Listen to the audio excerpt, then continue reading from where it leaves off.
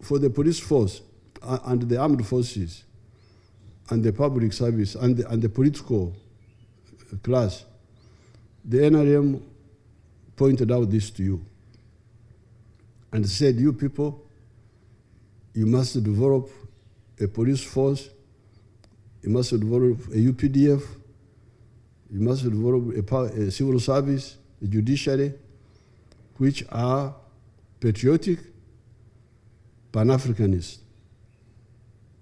because that's what you need. That's what we need in order to survive. Now, because of that,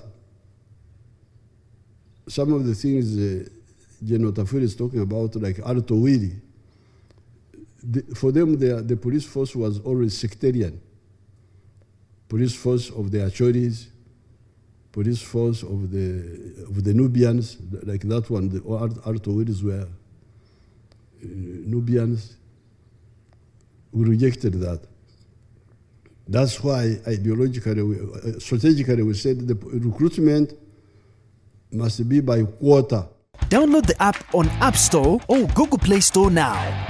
Vision Digital Experience, the future of media.